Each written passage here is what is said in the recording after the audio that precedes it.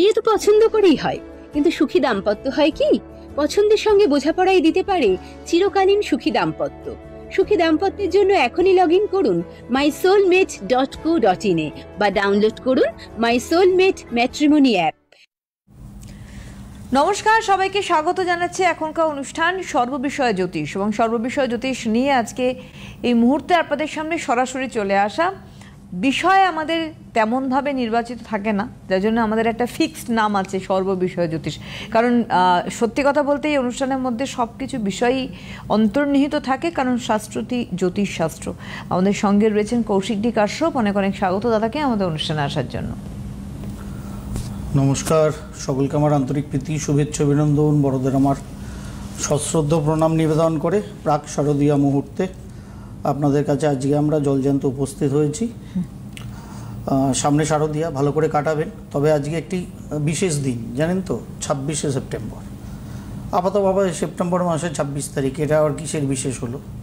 কিন্তু আপনি যদি প্রকৃত বাঙালি হয়ে থাকেন, প্রকৃত, তাহলে আজকের দিনটি আপনার আমার কাছে অবশ্যই সবিশেষ। এমন একজন মহাপুরুষের আজকে জন্ম দিবস, যিনি কেবলমাত্র পক্ষে সই সংগ্রহ করতে পেরেছিলেন 987টি, আর বিপক্ষে ভোট পড়েছিল 36,765টি। মানে ভোট মিন্স সই, তাহলে 36,765টি সই ছিল পক্ষে, আর বিপক্ষে তার হয়ে সই মাত্র 987। কিন্তু কেবলমাত্র 987টি সইয়ের জোরেই তিনি কিন্তু বিধবাদের পুনরায় বিবাহ প্রথাকে প্রচলন করেছিলেন। হ্যাঁ, আজকে সেই মহাপুরুষ পণ্ডিত ঈশ্বরচন্দ্র বিদ্যাসাগরের জন্মদিবস। তার চরণেও আমাদের সকলের তরফ থেকে সশ্রদ্ধ প্রণাম নিবেদন করে আজকের অনুষ্ঠান শুরু করছি।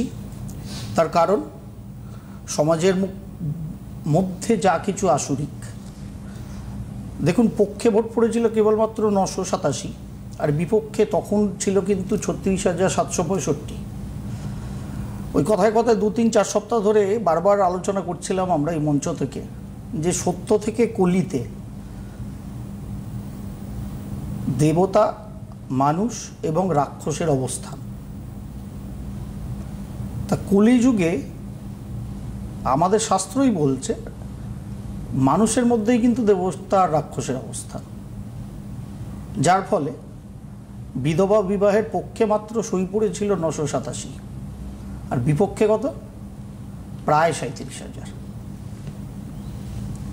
তাহলে যারা ভোট মানে সইটা দিয়েছিলেন বিধবা বিবাহের বিপক্ষে, তারাও নিশ্চয়ই গণ্যমান্যই তো মানুষ ছিলেন, অন্তত বুঝতেন বিষয়টা, তবে তো তারা সইটা দিয়েছিলেন। কতটা বুঝতেন, কিভাবে বুঝতেন, সেটা তাদের মতো করে বুঝতেন। কিন্তু সমাজের পক্ষে বিষয়টা, তাদের অভ্যন্তরস্থ যে অসুর ছিল, তারা কিন্তু সইটা করেছিল যে বিধবা কেউ, নারী যদি বিধবা হয়, বৈধর্য লাভ করে, তাহলে পুনরায় তার আর বিয়ে করার কোনো অধিকার নেই।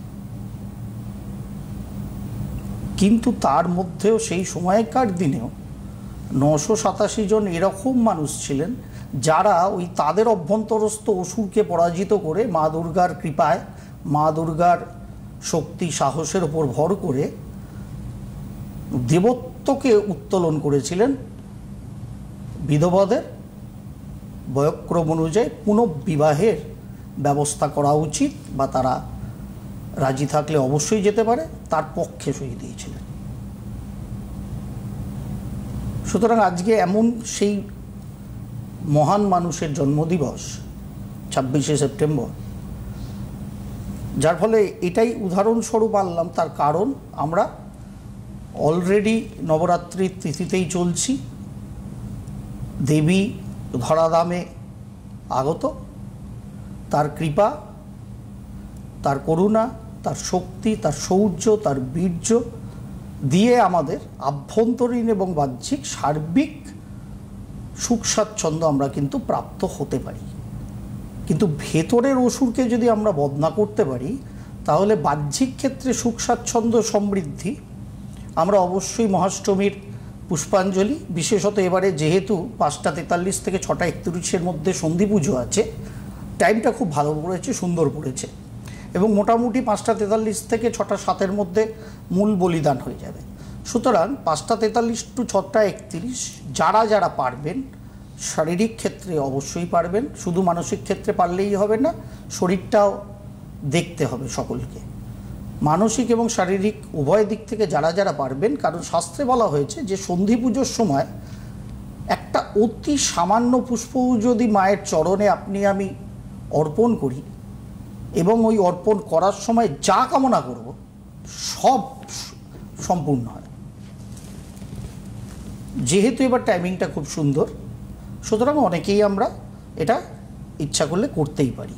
আপনারাও যারা চাইবেন সকালে অবশ্যই মায়ের মহাগৌরী রূপের মহাষ্টমীর পুষ্পাঞ্জলি তো দেবেনই, সঙ্গে অবশ্যই শুম্ভ নিশুম্ভ বধের সময়কালে ওই 2 ঘটি টাইমের যে বিশেষ পুষ্পাঞ্জলি সন্ধি পুজোর সেটাও দেওয়ার চেষ্টা করবেন এবং মায়ের চরণে সঠিক কামনাটা রাখার চেষ্টা করবেন, যাতে আপনার সেই মনোবাসনা সার্বিকভাবে পূর্ণ হয়।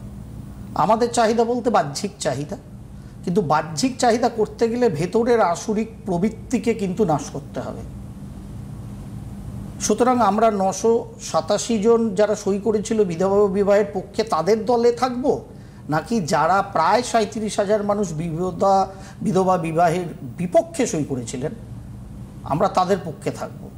দুটোই, সকলেই কিন্তু মানুষ এখানে যারা সই করেছিলেন, কেউ রাক্ষসও নন দেবতাও নন, কিন্তু দুটো ভাগ ছিল। তার মানে ভেতরকার প্রবৃত্তির উপর নির্ভর করে যে আমি কোন ভাবটা প্রকাশ করব। সুতরাং মহাষ্টমীর পুষ্পাঞ্জলি, সন্ধি পুজোর পুষ্পাঞ্জলি, এবং বারবার আমি প্রত্যেক বছর বলি যে অবধারিতভাবে মহানবমীর পুষ্পাঞ্জলি কিন্তু দেবেনই। তার কারণ এই যে আমাদের নবরাত্রি বিহিত যে মায়ের স্বরূপ, তাতে নবমী তিথিতে মায়ের রূপ কিন্তু সিদ্ধিদাত্রী। সুতরাং আপনি আমি মানসিক শারীরিকভাবে স্থূল বা সূক্ষ্ম যে কোনো রূপে যা কিছু সিদ্ধি প্রাপ্তির কামনা করি কেন, তা মা সিদ্ধিদাত্রীর চরণেই নিজেকে সমর্পণ পুষ্পাঞ্জলি নিবেদন করে সর্বাপেক্ষা আসে। সুতরাং যারা পালন করছেন নবরাত্রি তারা তো করছেনই, 9 দিন ধরেই করছেন বা করবেন। যারা করছেন না কোনো অসুবিধা নেই, তাতে মহা অষ্টমী পারলে এবছর যেহেতু সময়কাল খুব সুন্দর, সন্ধ্যাবেলার মধ্যেই সন্ধি পুজো সমাপন হবে, সুতরাং যদি পারেন শারীরিক ক্ষেত্রে যদি আপনাদের সেই সক্ষমতা থাকে তবেই করবেন। কারণ শাস্ত্র এরকমও কিন্তু বিধান দিয়েছে, মানে অ্যাকচুয়ালি হিন্দু ধর্ম এবং তার পরিপ্রেক্ষিতে শাস্ত্রের উদারতা, তার বিশালতা চিন্তা করার বাইরে। সেই জন্য শাস্ত্র কিন্তু অলওয়েজ বলেছে যে সর্বদা যা আপনার শারীরিক ক্ষেত্রে পালন করা সম্ভব সেইভাবেই কিন্তু মনকে তার সঙ্গে টিউন করবেন। এবং শারীরিক ক্ষেত্রে আধুনিক যুগ সাপেক্ষে কলিযুগের মানুষ তো আমরা, সুতরাং রোগ ব্যাধির জরাজীর্ণ অবস্থা আমাদের মানসিক এবং শারীরিক ক্ষেত্রেও থাকে, যার ফলে সেখানে ফল মূলাদি, ইক্ষুরস, তাম্বুলম এবং ঔষধাদি অলওয়েজ কিন্তু গ্রহণ করা যায়। সুতরাং এইগুলো খেলে আপনার কিন্তু যে না খেয়ে উপবাস আমরা যাকে বলি আর কি, উপবাস মানেই তো না খাওয়া আমরা বুঝি, অ্যাকচুয়ালি সেটা কিন্তু ভঙ্গ হয় না। এটা শাস্ত্রের কথা, আমি আমার কোনো জ্ঞান দিচ্ছি না আপনাদের কাছে, এটা শাস্ত্রবিহিত কথা বলছি। সুতরাং যাদের শারীরিক ক্ষেত্রে সক্ষমতা নেই তারা অবশ্যই ঔষধ, অবশ্যই সেখানে দুধ, অবশ্যই কাঁচা হলে সেটা ভালো, ফলমূলাদি গ্রহণ করেই কিন্তু সন্ধ্যা অবধি সন্ধি পুজোর পুষ্পাঞ্জলি অবধি অপেক্ষা করতেই পারেন, কিচ্ছু যাবে আসবে না তাতে, মা আপনাদের কৃপাই করবেন, কোনো চিন্তিত হবেন না। এবং অবশ্যই মা সিদ্ধিদাত্রী মহানবমীর মায়ের শ্রীচরণে অবশ্যই নিজের সামগ্রিকভাবে নিজের প্রণাম নিবেদন করবেন, সার্বিক কামনা করবেন। যথাযথভাবে করলে সব পরিপূর্ণ হবে, এবং পরিপূর্ণ শুধু হবে না, সেটা আনকাউন্টেড হবে। তবে ওই ভেতরে, যেহেতু কলিকাল, আপনার আমার ভেতরেই দেবতাও আছেন, রাক্ষসও আছেন। সুতরাং অলওয়েজ শুম্ভ নিশুম্ভ মধু কৈটবের বধ, অর্থাৎ সকলকেই বধ কিন্তু আপনার আমার ভেতরে আপনাকে আমাকে আগে করে নিতে হবে দেবতার সংস্পর্শে থেকে। তাহলে আভ্যন্তরীণভাবে যখনই দেবত্বটা আপনার আমার বৃদ্ধি হবে, বাহ্যিকভাবেও ওপরওয়ালা দেখবেন সব ওপরওয়ালা এরকম করে থাকে। আপনার আমার হাতটা পাততে সুবিধা হবে, আর পাতলেই সব কিছু আসবে, একদম সাই সাই করে আসতে থাকবে। তবে ভেতরের ভাইব্রেশনটা পজিটিভ করতে হবে। এইটুকুনিকে যদি আমরা যথাযথভাবে পালন করি না, তাহলে আজকে যে মহান মানুষের জন্মদিবস, তার দেখানো 0.001% পথেও যদি আধুনিক যুগেও আমি চলতে পারি, এই এআই এর যুগটাকেও কিন্তু সামগ্রিকভাবে বিজ্ঞান এবং সংস্কার তার মেলবন্ধনে একত্রীকরণ করতে পারবো। তার কারণ বারবার আমি জ্যোতিষশাস্ত্র এই সিটিবিএনের বুকে 12-13 বছর ধরে আপনাদের সামনে এসে বকবক করতে করতে বারবার বলেছি, উই আর ইন অ্যাকোয়ারিয়ান এজ, আমরা কুম্ভ যুগে আছি। আর কুম্ভ যুগ এমন একটা যুগ, যে যুগে প্রকৃত আধ্যাত্ম, অ্যাকচুয়াল স্পিরিচুয়ালিজম, এবং প্রকৃত বিজ্ঞান, অ্যাকচুয়াল সায়েন্স, দুটোই অ্যামালগামেট হবে। এবং সেই দিশাতেই কিন্তু আমরা যাচ্ছি সার্বিকভাবে। সুতরাং সেই পথ ধরেই কিন্তু আমাদের চলতে হবে, সেই মোতাবেকই চলতে হবে। এবং সেই মতো যদি চলি, তাহলে খালি মেশিনের এআই না, আপনার আমার ভেতরেই অ্যাকচুয়াল এআই আছে। আপনি আমি যেরকমভাবে পজিটিভ ট্রেন্ড আপনাকে আমাকে করব, অর্থাৎ দেবতাদের সঙ্গে যতটা বেশি বাস করব, আপনার আমার ভেতরে যে সামগ্রিক দেবদেবীকুল আছেন তাদের সঙ্গে যত বেশিক্ষণ বাস করব, আপনার আমার মনন, আপনার আমার চিন্তন, আপনার আমার প্রকাশ, আপনার আমার অভিব্যক্তি সব বাই ডিফল্ট পজিটিভ হবে। অর্থাৎ এআই উত্তর কীরকম দেয়, যত ভালো তাকে ট্রেন্ড করা যায় সে তত নিংড়ে পজিটিভ উত্তর দেয়। এটাই তো এআই। সুতরাং আপনার আমার মধ্যে কিন্তু সেই এআই অলওয়েজ বাস করে, খালি বুঝতে হবে তাকে ফিট করতে হবে যথাযথ। দেবতা যখন বাস করেন, সুতরাং তাদের চরণে থেকে আপনি আমি সকলে যদি পজিটিভভাবে এআইকে ফিট করি, তাহলে আপনি আমি তো সেই মেশিনটা, যে আনসার দেব, প্রম্পট বাইরের মানুষ দেবেন, আমরা আনসার করব, যা করব all positive, all bang on target, all সব সফলতাকে হিট করার মতো। ভাবনাটা না খুব স্বচ্ছভাবে, সরলভাবে, খুব সিম্পলিস্টিক ওয়েতে ভাবুন, দেখুন সব ঝরঝরা। আর অতি জটিল কুটিল এই মন্ত্র তন্ত্র যদি ওই পদ্ধতি ধরে সাধনা করতে পারেন 100% করুন। কিন্তু যদি মনে হয় যে ওরে বাবারে, ছেলেকে মেয়েকে স্কুলে পাঠাতে হবে, নিজে কর্মজীবনে যেতে হবে, স্বামীর ঘর সংসার সামলাতে হবে, শাশুড়ি মায়ের ওষুধটা গুছিয়ে দিয়ে আসতে হবে, কি করে করবো দাদা, এক্ষুনি দিদি মনে মনে এটা ভাবছেন, কেন যাচ্ছেন অত কঠিন বিষয়ে? সর্বদা চলতে চলতে হরির সঙ্গে থাকুন না, হরি অ্যাকচুয়ালি আপনার সঙ্গে আছেন, আপনি তাকে নিয়ে চলুন। তাহলে অলওয়েজ যেখানেই চাইবো মা ভগবতী আপনার আমার জন্য প্রস্তুত, একদম দশভুজা না, ষোড়শ ভুজা নিয়ে প্রস্তুত হয়ে থাকবে একেবারে। হ্যালো হ্যালো, হ্যাঁ হ্যালো, নমস্কার, কে বলছেন? আমি রিঙ্কু রায় বলছি। আমি ছেলের সম্বন্ধে জানবো। ছেলের কি নাম? রোহিত রায়। কোথা থেকে? কোথা থেকে বলছেন? কলকাতা থেকে, গড়িয়া। গড়িয়া। আপনি আমার অনুষ্ঠান শোনেন? হ্যাঁ হ্যাঁ শুনি। আগের দিনের অনুষ্ঠান শুনেছেন? আগেরটা শুনতে পারি না, আমাদের এদিকে কারেন্ট ছিল না। আচ্ছা, কারেন্ট ছিল না, সে তো আর কি করা যাবে, ভাগ্যিস বাড়ি থেকে বেরোননি।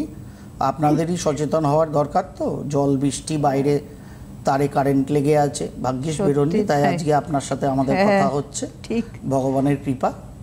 হ্যাঁ, যাই হোক, শোনেননি না তো শুনলে আপনাকে একটা প্রশ্ন করতাম, দিদিকে আমি লাস্টে করব। এই যে এই বছরে দেবী গজে আগমন হচ্ছে, এই যে গজ, নৌকা, দোলায় বা ঘটকে মানে ঘোড়ায় মা দুর্গা আসেন আর যান। ও এটা না, এটা কেন? কৌশিকদা আজকে বলবেন বলেছিলেন আমাকে, না, কোয়েশ্চেন আমি প্রশ্ন করেছিলেন করেছি। কৌশিকদা আগে হ্যাঁ, করেছিলেন। দিদিকে সবার আগে জিজ্ঞেস করবো, আপনারা কেউ না হ্যাঁ, বলবেন। আমাকে করেছিলেন, আমি উত্তর দিতে সেই পারিনি। জন্যই জিজ্ঞাসা করলাম আগের দিন দেখেছেন কিনা, তাহলে আপনার থেকে হ্যাঁ। উত্তরটা চাইতাম আর কি। যাই হোক দিদি বলুন, বলুন, কার date জন্য? of birth। রোহিত।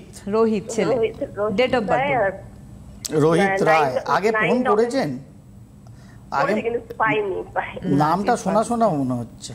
আপনি আপনার কাছে গেছিলাম ও আরে বাপ, সেই জন্য তো বললাম নামটা শোনা শোনা মনে হচ্ছে। ভয়ঙ্কর বেশ। মেমরি কৌশিকদা।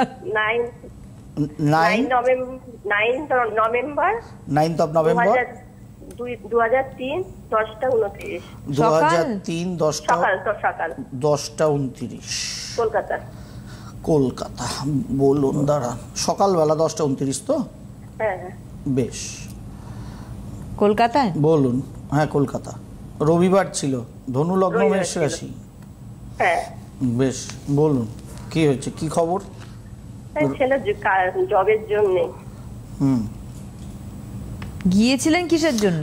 ওই তখন পড়াশোনাটা কি করছেন? পড়াশোনার জন্য সাবজেক্ট চুজ করার জন্য। ও বাবা, যাই হোক বলুন, এখন কি পড়াশোনা শেষ তো নিশ্চয়ই? না, এখন ছেলে এমসিএ করছে। আপনি বলেছিলেন মাস্টার্স করবে, তার ছেলে এখন এমসিএ কোথায় পড়ছে? এখন ও করছে ক্যালকাটা ইউনিভার্সিটি থেকে। আচ্ছা, এ কোন ইয়ার হচ্ছে এটা? এটা ওর সেকেন্ড ইয়ার চলছে। মানে ক্যাম্পাসিং হবে? খবর এটা তো কি বলতে আছে? পারবো না, সেটা আপনি বলুন। না না, খবর কি আছে আমি তো জানি না। মানে ক্যালকাটা ইউনিভার্সিটিতে ক্যাম্পাসিং এর কি অবস্থা তো ইউনিভার্সিটি হ্যাঁ। কর্তৃপক্ষ বলতে পারবে, আমি তো জানি না। তবে এখানে দেখুন, এখানে ওভারঅল যা প্ল্যানেটারি পজিশন, আপনাকে নিশ্চয়ই আগেও আমি বলেছি যে মোটামুটিভাবে এখানে যা পজিশন আছে তাতে 2025 সালে ফেব্রুয়ারি মাস থেকে একটা পজিটিভ জায়গা এমনিতে তৈরি হয়ে আছে, অসুবিধার কিছু নেই। ঠিক আছে, 7.5টা যেহেতু চলছে, যদি বাইরে চান্স পায়, স্কোপ পায়, ওকে যেতে বলবেন কিন্তু। কারণ এখানে কর্ম রোজগারটা কিন্তু বাড়ির বাইরে থেকে আসার ম্যাক্সিমাম চান্সেস আছে। ঠিক আছে, আচ্ছা এই বছর সেকেন্ড ইয়ার শুরু হলো, মানে সামনের বছর গিয়ে শেষ হবে। হ্যাঁ হ্যাঁ 26-এ শেষ হবে। 26-এ গিয়ে শেষ হবে। ঠিক আছে, হ্যাঁ। অতএব পড়াশোনাটা ভালো করে মনোযোগ দিয়ে এখন করতে বলুন, এটাই মূল। হ্যাঁ, প্রেম প্রীতি ভালোবাসায় জড়াতে না করবেন, নিশ্চয়ই তখনও বলেছিলাম। আর কর্ম অবধারিত হবে, পশ্চিমবঙ্গের বাইরে কর্ম পেলে সেটা আরও বেশি ভালো হবে। সেটা চান্স সামনের বছর গোড়া থেকেই লেগে যাচ্ছে, অতএব চিন্তিত হওয়ার কিছু নেই। এই জন্মছকে সব থেকে ভালো পজিটিভ ওর জীবনে কর্ম আসবে 2027 সালের জুলাই মাস অনওয়ার্ডস। 2027 সালের জুলাই মাস অনওয়ার্ডস। তবে 2027-এর ফেব্রুয়ারি মাস থেকে তার যোগটা শুরু হবে। ঠিক আছে, সুতরাং পড়াশোনার পরে অন ক্যাম্পাসিং বা অফ ক্যাম্পাসিং যা চাকরি বাকরি পাক সেই মতো ওকে চাকরিটা নিয়ে নিতে বলবেন। যদি চাকরি না পায় আফটার এডুকেশন, মানে 2026-এর মিডিলে পড়াটা শেষ হলে, তাহলে ওকে সাধারণভাবে বলবেন যে মেশিন লার্নিংয়ের ওপরে কিছু এক্সট্রা পড়াশোনা করে নিতে, যেগুলো 6-8 মাসের কোর্স হয়, তার মধ্যে হয়ে যাবে। ঠিক আছে, ও গেট দেবে বলছে, কি এখন গেটে ফর্ম ফিল আপ করছে। তা ও ডেটা সায়েন্সের মধ্যে একটা ডেটা করছে, সায়েন্স একটা করে না, ওর জন্মছক অনুযায়ী ডেটা সায়েন্স হয় না। আমি কি বলেছিলাম তখন? না ওইসব কিছু বলেনি। সেই জন্য তো আমি মেশিন কম্পিউটারটা লার্নিং বলেছে। বলছি, সেই জন্য আমি AI টা কি মেশিন নেবে? লার্নিং বলছি। ঠিক আছে, AI হ্যাঁ, আচ্ছা। এআই মেশিন লার্নিংটা ওকে করতে বলুন। এমসিএটা হয়ে যাক, তার পরবর্তী ক্ষেত্রে 6-8 মাস করে নেবে। 2027-এর মিডল থেকে দুর্ধর্ষভাবে চাকরি লাগবে। পশ্চিমবঙ্গের বাইরে লাগারও প্রভূত চান্স আছে, 7.5 যেহেতু চলছে, বাইরে লেগে গেলে বাইরে চলে যাবে। এবং আপনার ছেলে ভবিষ্যতে কর্ম অনুযায়ী অবধারিত বিদেশেও যাবে, অবধারিত যাবে। ঠিক আছে, সুতরাং সেই দিকগুলো ঠিক আছে। চুপচাপ যেরকম বলেছি সেরকম চলতে বলুন। বাদ বাকি যেহেতু 7.5 চলছে, মানসিক শারীরিক সাবধান, চলাফেরাটা সাবধান করতে বলবেন। এই জায়গাগুলো একটু নজরদারি করতে বলবেন। যেরকম তো বলাই আছে, এসছেন যখন প্রচুর কিছু বলা আছে, লেখা আছে, পৃষ্ঠা বোধহয় প্রায় শেষ। নতুনভাবে আসলে আবার নতুন পৃষ্ঠায় নতুন করে লিখে দেবো নতুনগুলো কিছু। চলতে থাকুন, যেভাবে বললাম সেভাবে এগোতে বলুন, কোনো চিন্তিত হওয়ার কিছু নেই। ঠিক আছে ম্যাম, অনেক ধন্যবাদ ফোন করার জন্য। আপনি গিয়েছিলেন, এটা হচ্ছে স্টেপ বাই স্টেপ কৌশিকদার কাছে এগোনো আর কি। আচ্ছা, আপনি না, আমি তো বলেছিলেন একবারে সব করে দিতে পারবো না। না, আমি হঠাৎ করে একবার স্টুডেন্ট আমি না, বলছি না, একবার হঠাৎ স্টুডেন্ট করে হিসেবে জানেন গেলে তো, আমার চাকরি। আপনি কি জানেন ইলন মাস্ক পেপলে চাকরি করতেন? জানেন কি? জানেন না। ইলন মাস্ক পেপলেরই কর্মচারী ছিলেন কিন্তু জীবনের শুরুতে। তা তখন যদি পশ্চিমবঙ্গের কোনো জ্যোতিষশাস্ত্রীর কাছে উনি আসতেন, কখনো হাইপোথেটিক্যালি ধরে নিচ্ছি, ভেবে নিচ্ছি, তাহলে পশ্চিমবঙ্গের জ্যোতিষশাস্ত্রীরা বলতেন এই প্রতিকার করো, ওই প্রতিকার করো, তোমার জীবন দেখবে তুমি স্পেস এক্স বানিয়ে ফেলেছ। হতে পারে সেটা? কখনো হতেই পারে না। কারণ তিনি তখন পেপলে চাকরি করেন। তার পরবর্তী ক্ষেত্রে তার প্রবণতা অনুযায়ী তিনি ব্যবসা শুরু করবেন, কবে করবেন, কি ধরনের জিনিসের ওপর ব্যবসা করবেন, সেই ব্যবসা এক থেকে একাধিক কিভাবে হবে, সবকটা ব্যবসা ইলন মাস্কের কোথায় ড্রাইভারবিহীন ব্যাটারির গাড়ি চলছে আর কোথায় আমাদের দেশের শুভ্রাংশু শুক্লাকে নিয়ে স্পেস এক্সের রকেট মহাকাশে যাচ্ছে। দুটো ব্যবসার কোনো সম্পর্ক আছে? দুটো ভিন্ন ধর্মী ব্যবসা করছে। সুতরাং জীবনটাই দিদি step by step, remedy forever. কিন্তু রেমেডি করলাম মানে সব হয়ে গেল, আর জীবনে আমার কাছে আসতে হবে না, এটা যারা বলেন তারা অ্যাকচুয়ালি কামিয়ে নিয়ে বলে আপদ বিদায় হোক। প্রবৃত্তিটা কিন্তু ওই 37,000-এর বিধবা বিবাহের বিপক্ষে সই করার মানুষদের মতো। মানে মা দুর্গা বাঁ পথটা যার বুকে দিয়ে আছেন, আসুরিক।